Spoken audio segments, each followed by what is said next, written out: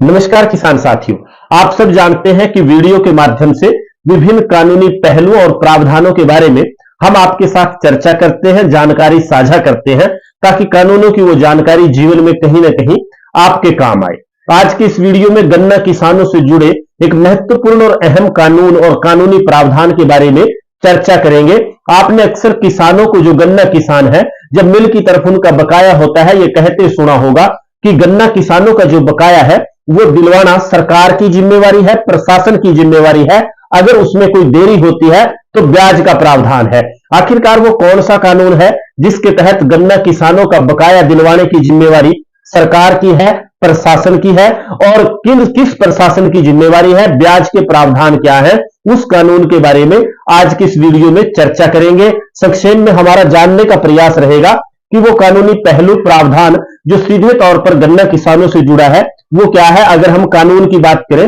तो इसमें सीधे तौर पर एक कानून, एक्ट और उसके जो रूल बने हुए हैं, रेगुलेशंस, वो इसमें सीधे तौर पर एप्लीकेबल होते हैं, लागू होते हैं। अगर मैं उस कानून की बात करूं जिसके तहत गन्ना किसानों का बकाया दिलवाना प्रशासन और सरकार की जिम्मेवारी है, तो वो कानून है the Punjab sugarcane regulation of purchase and supply act 1953, 1953 का ये कानून है। और इस कानून के तहत जो आगे सरकार है हरियाणा की, उसने 1992 में जो उनके रूल थे, नियम थे, वो बनाए थे the Haryana sugarcane regulation of purchase and supply rule 1992, 1992 के ये रेगुलेशन हरियाणा सरकार के हैं जो 1993 में लागू हुए। इन कानूनों के तहत जो व्यवस्था है शुगर मिल की, गन्ना सप्लाई की और सभी पहलू, वो सभी पहलुओं का जो व्याख्या है, जो बताया गया है कि कैसे उसमें नियम है, कैसे लागू करना है, वो सभी इन्हीं नियमों और कानूनों के तहत बताए गए हैं। जो सबसे पहले हमने आपको बताया कि कानून कौन सा है, the Punjab sugarcane regulation of purchase and supply act 1953, 1953 का यह कानून है। और इस कानून में जो हमारा आज चर्चा हम करेंगे संक्षेप में, वो पेमेंट्स के बारे में करेंगे कि पेमेंट्स की जो व्यवस्था है वो किस प्रावधान में की गई है। और जो एक्ट 1953 का ये है शुगर केन के मुताबिक, शुगर केन से संबंधित, तो इसका जो सेक्शन 15A है, सेक्शन 15A में बताया गया है कि पेमेंट की व्यवस्था कैसे होगी, किसानों की जो बकाया पेमेंट देनी है उसकी व्यवस्था कैसे होगी। सेक्शन 15A के अगर हम सब क्लोज 1 की बात करें, the occupier of a factory shall make such arrangements payments for the payment of the price of cane as may be prescribed,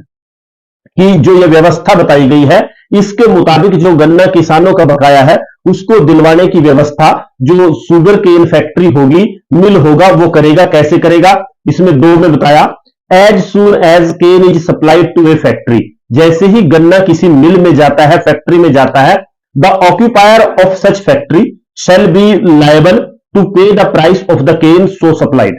कि जैसे ही गन्ना मिल में पहुंच गया उसके तुरंत तभी वो जो मिल का मालिक है वो पैसे का देनदार किसानों के हो गया। ये कानून कहता है मिल में गन्ना पहुंचाया और आप पैसे लेने के हकदार हैं और वो जिम्मेवार देने का है, ये उसकी ड्यूटी है। आगे इसमें क्लॉज 3 है, उसमें क्या बताया गया, where the occupier liable under sub section 2 makes default in the payment of price for period exceeding 14 days, वो 14 और 15 दिन की जो किसान बात करते हैं, अब वो बात आई। इसमें सब क्लॉज 3 में यह कहा गया है, where the occupier liable under sub section 2, कि जो सब सेक्शन 2 के तहत जो ऑक्यूपायर, ऑक्यूपायर कौन है, मिल का मालिक, makes default in payment of the price, जो पैसा देना है किसानों का उसमें देरी करता है, डिफॉल्ट करता है, एक्सीडिंग 14 डेज, 14 दिन से ज्यादा। अगर वो 14 दिन तक पैसे नहीं देता, अगर मैं साधारण भाषा में कहूं गन्ना सप्लाई के, तो क्या होता है, from the date of the supply of cane to the factory he shall be liable to pay interest thereon, कि इसके बाद जिस तारीख को गन्ना सप्लाई किया उस तारीख से वो ब्याज का देनदार होगा उन पैसों पर 14 दिन से। अगर वो डिफॉल्ट करता है 14 दिन के भीतर किसानों के गन्ना की बकाया पेमेंट नहीं करता, इंटरेस्ट कितना है, नॉट एक्सीडिंग 15% पर एनम, कि 15% वार्षिक का ब्याज देगा अगर वो पेमेंट 14 दिन तक नहीं किसानों की देता। और as the government may by notification determine from set date, और या सरकार को नोटिफिकेशन जारी करती है, उसमें बताती है कि कैसी व्यवस्था होनी चाहिए, किस तारीख से, नहीं तो जिस तारीख को, अगर मैं संक्षेप में बात करूं इस कानून के मुताबिक, सेक्शन 15A के मुताबिक और इसके जो क्लॉज सब क्लॉज है उनके मुताबिक, कि जैसे ही मिल में गन्ना पहुंचा, जो मिल मालिक है, फैक्ट्री मालिक है, वो पैसे का देनदार है और किसान लेने का हकदार उसी दिन से है। लेकिन अगर वो 14 दिन तक पेमेंट नहीं करता, 14 दिन तक का डिफॉल्ट करता है, तो उसके बाद गन्ना सप्लाई की डेट से किसान 15% वार्षिक ब्याज के हकदार उस पैसे पर है, या सरकार जैसी व्यवस्था करती है। ये इस प्रावधान में साफ और स्पष्ट शब्दों में लिखा है। अब वो सवाल पैदा होता है कि इस पैसे को दिलवाने की किसकी जिम्मेवारी है। हमने एक्ट बताया, ये एक्ट का प्रावधान है, ये सेक्शन है। अब हम जो इसमें रेगुलेशन बनाए, जो हमने रेगुलेशन की बात की, उन रेगुलेशन में जो आगे है वो है रूल 18 रूल में पेमेंट्स की व्यवस्था की गई है, जो बताया गया है कि वो कैसे दी जाएगी। अगर हम उनकी बात करें तो इसमें जो सबसे पहले है, इसमें लिखा है द ऑक्यूपायर एजेंट और purchasing agent unless otherwise permitted by the cane commissioner shall make payment every week on a fixed day to all cane grower और सोसाइटी। इसमें सबसे पहले यह बताया गया है कि अगर केन कमिश्नर ने कोई और व्यवस्था नहीं की तो जो पेमेंट है किसानों की, उसके लिए वो हर सप्ताह पेमेंट करेगा और उसका एक दिन सुनिश्चित करेगा कि किस दिन किसानों को पेमेंट दी जाएगी। ये सबसे पहली व्यवस्था जो पेमेंट की है, इसमें बताई गई है कि fix a day to for all cane grower, की जो सभी गन्ना उत्पादक किसान हैं उनके लिए एक दिन सुनिश्चित करेगा किस दिन उनको पेमेंट दी जाएगी। या सोसाइटी, कई बार जो सेंटर होते हैं, जिनको हम सेंटर बोलते हैं, जहां गन्ना सप्लाई किया जाता है, अगर सेंटर पे आपने गन्ना किया है तो उसके लिए भी ऐसे ही व्यवस्था की जाएगी। Shall make payment every week on fixed day to all cane grower और society for the cane purchase at each purchasing centre in such a manner that payment for purchase of a particular date are made within 14 days of such purchase। कि ये जो day fix करेंगे, ये भी ऐसी व्यवस्था करेंगे कि जो पेमेंट है वो 14 दिन के अंदर किसानों को मिल जाए, 14 दिन से ज्यादा उनको डिले उनकी पेमेंट में ना हो, और कोई दिन उसका फिक्स करेगा, किसानों को इंटीमेट करेंगे। सेंटर के लिए सोसाइटी अगर किसी सेंटर पे बनी हुई है उसके लिए, provided further if any Grover does not appear or receive payment within the specified period after the close of the purchasing center, payment to him shall thereafter be made by the factory within 12 hours of demand। देखिए कितनी अच्छी व्यवस्था है कि अगर जो हमने payment का टाइम सुनिश्चित किया है, उस निश्चित समय में कोई गन्ना उत्पादक किसान अपना पैसा लेने नहीं आता और वो परचेजिंग सेंटर बंद हो जाते हैं, तो अगर वो फिर जब अपने पैसे की डिमांड करेगा तो 12 घंटे के अंदर जब भी वो डिमांड करेगा उसका पैसा देना होगा। कैसी व्यवस्था होती है, ये सोचने की बात है और गंभीरता से सोचने की बात है। आप आगे देखिए, आगे इसमें ये क्या कहते हैं, payment shall be made on the basis of the recorded weight of the cane at the purchasing centre, कि जो परचेजिंग सेंटर पे उसका वेट रिकॉर्ड हुआ है उसके हिसाब से पेमेंट दी जाएगी। और आगे इसमें जो प्रावधान है उसमें an occupier or agent shall be liable for all payments due for cane supplied to him or on his behalf, and if a purchasing agent fail to make payment for cane purchase by him for the factory, the occupier of such factory shall be responsible for making such payments। ये भी साफ स्पष्ट इन्होंने कर दिया कि अगर किसी परचेजिंग सेंटर पर कोई एजेंट फैक्ट्री का खरीदता है और वो एजेंट किसानों की पेमेंट नहीं देती, तो फैक्ट्री ये कहकर पल्ला नहीं झाड़ सकती कि एजेंट ने खरीदा, हमने नहीं खरीदा। पेमेंट की जिम्मेवारी फिर भी सीधे तौर पर जो फैक्ट्री है, सुगर मिल है, उसकी होगी। अगर बीच में एजेंट के जरिए, अथोराइज्ड एजेंट की मैं बात कर रहा हूं, 2 नंबर वाले एजेंट नहीं, कुछ 2 नंबर वाले एजेंट भी होते हैं, अगर अथोराइज्ड एजेंट के जरिए भी गन्ना खरीदा है और वो अथोराइज्ड एजेंट जो है वो पेमेंट नहीं देता, तो ऐसे में भी जो सुगर मिल है वो अपनी जिम्मेवारी से भाग नहीं सकता, उसकी जिम्मेवारी पेमेंट की होगी। और आगे इसमें जो है, the payment for the cane purchased for a factory shall be made to the grower और his duly authorised representative in writing only, कि जो किसान है खुद भी पैसे ले सकता है या उसका कोई अथोराइज्ड एजेंट, सपोज करो किसान नहीं जा सकता जिसका उसमें नाम है, तो वो राइटिंग में अथोराइज कर सकता है अपने किसी प्रतिनिधि को, उसको पेमेंट केवल की जाएगी। The day of the week और the dates and the hours at which payment will be made shall from time to time be affixed on a notice board on each weighing or payment center throughout the cane crushing session and shall also be notified to the KN commissioner and inspector concerned.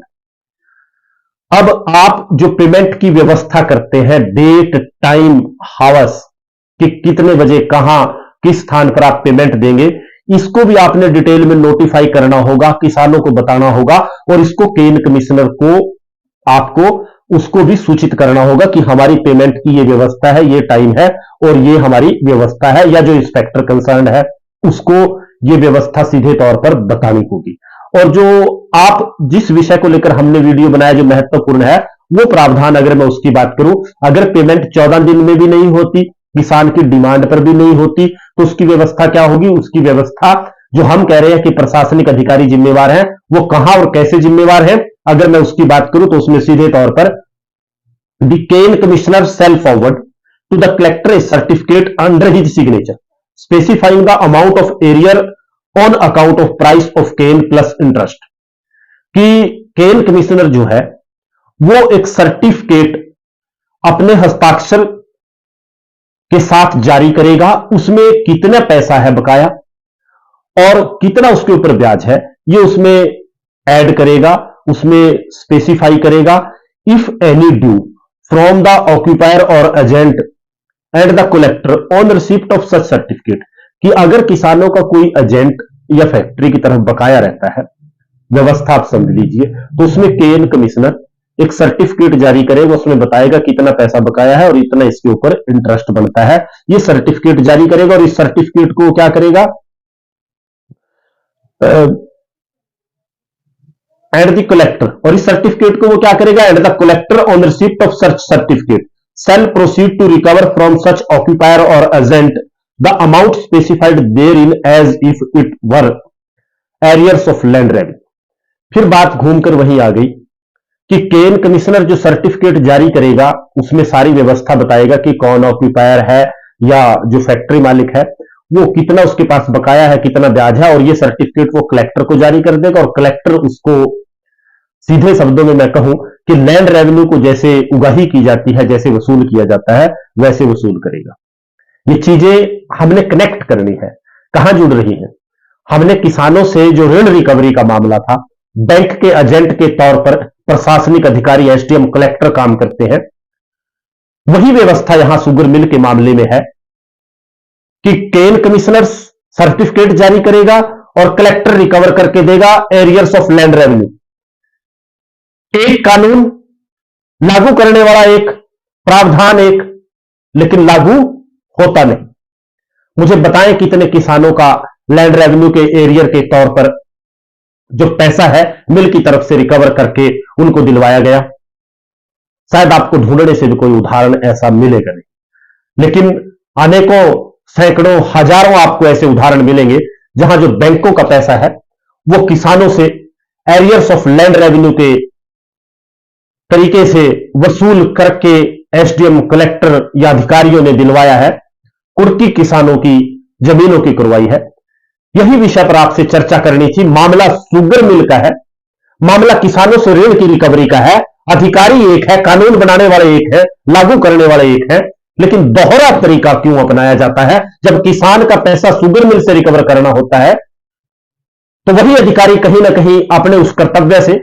अपनी उस legal duty से पीछे हटते हैं, लेकिन जब किसानों से ऋण की रिकवरी उन्हीं कानूनों के तहत, एरियर्स ऑफ लैंड रेवेन्यू के तहत कराई जाती है, तो वही अधिकारी दूसरा रवैया अपनाते हैं। क्या यह देश किसानों का नहीं, कानून किसानों के लिए नहीं? यह आपने सोचना है, इन कानूनों में बदलाव करना है। एक के बाद एक जिन कानूनों के बारे में हम चर्चा करते हैं, जिनके बारे में आपके साथ डिस्कस करते हैं, जिनमें खामियां हैं, जो किसान हित के नहीं, आम नागरिकों के हित के नहीं, उनके बारे में आपसे चर्चा करते हैं। आज के इस वीडियो में इतना ही, बस चर्चा आपसे इतनी करनी थी कि गन्ना किसानों का ब्याज सहित बकाया दिलवाना उसी अधिकारी की जिम्मेवारी है जो अधिकारी किसानों से ऋण की रिकवरी बैंक के नाम पर करता है, लेकिन उस मुस्तैदी से, उस तरीके से किसानों के मामले में काम नहीं करता। आप सोचिए, विचार कीजिए। आज के वीडियो में इतना ही। धन्यवाद। जय हिंद, जय भारत, जय किसान साथी।